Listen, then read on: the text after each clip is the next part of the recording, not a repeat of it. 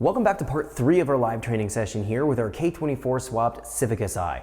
In this training module, we're exploring doing the part throttle tuning and calibration process. This is dialing both fuel, spark timing, variable cam control, and fuel injection timing. We have a lot to cover. Let's jump in so we can check this out.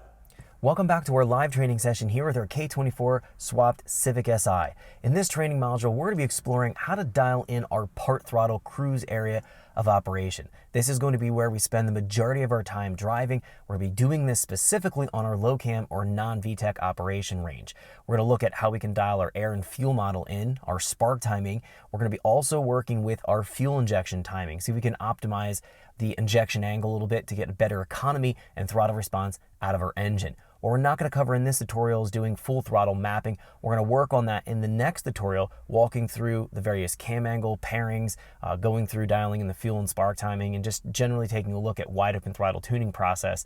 Then the next tutorial will move into doing our high cam or VTEC style tuning, and then finally we'll wrap up the last tutorial doing flex fuel based tune, cold start, launch control, just a couple of basic things we're going to be looking at here. So we're going to just keep moving through these tutorials, going through these specific tuning tasks. So the first thing I want to talk about is the situation of where we're at right now. We have the engine, obviously, in the previous tutorial, starting idling and running on its own. We have the airflow and fuel model worked at idle conditions. We know the spark timing is going to be dialed in essentially where we want it to be for idle conditions.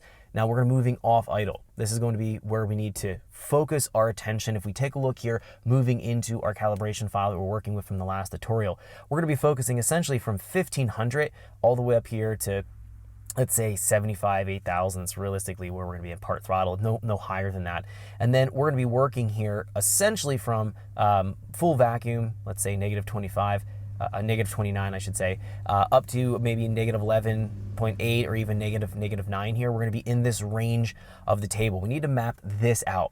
We're going to be leaving the last 3 columns here for when we do our full throttle tuning. So we'll deal with the airflow model and fuel model at that point in time. We're focused on just these bits and pieces of the calibration process, making sure you can follow along and be able to replicate this on your engine as you're doing your tuning with your Haltech. So we just want to focus on part throttle tuning and optimize this. So the very first thing, we need to go in and deal with our air and fuel model. Specifically, we're going to be dealing with our airflow model. If we're going to be going and driving and we're noticing that our short-term adjustment is adding or taking away fuel, it's going to tell us that we need to have the corrections done in our VE table here, and we need to go and dial this in. So we're going to go through that process using the quick tune feature. That's going to be allowing us to drive and hold it in a certain cell and hit Q. That'll allow it to update that particular cell point, and then we can start to do some blending and averaging effect. I'll talk about that, how that's going to go as we move into that process here in just a little bit. We also have, if we go back in here to our Spark tab, we have our part throttle spark timing here set fairly conservative. What we're finding here is, if we're taking a look at our spark timing, that essentially above idle, above 1,000 RPM, we're moving in here and we have our timing essentially locked here at roughly 20 degrees. Now, again, we're focusing on maybe looking at our columns, the breakpoint columns we have here, negative 8.9 to full engine vacuum here. This is where we're going to be focusing on dialing in our spark timing.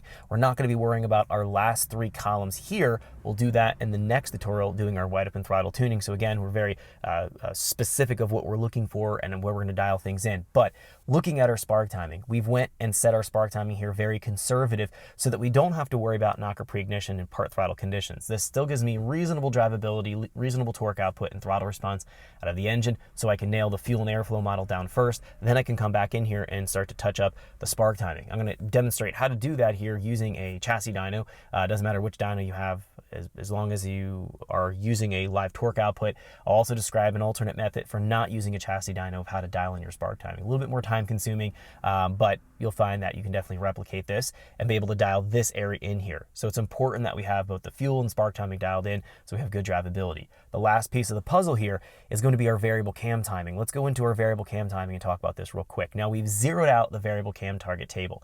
The variable cam timing on a K-series engine is very important. It gives us substantial part throttle response torque as we're operating our engine, and at full throttle it gives us the broadest power band possible out of our engine. If we have it simply left at 0 degrees here, we're not going to take advantage of the low and mid-range gains of the variable cam timing.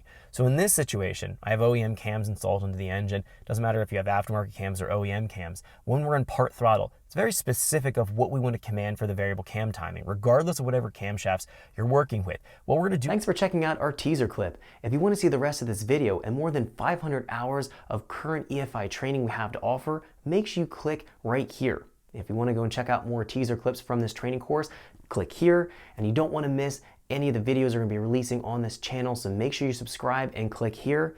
Thanks for watching, and I'll see you guys later.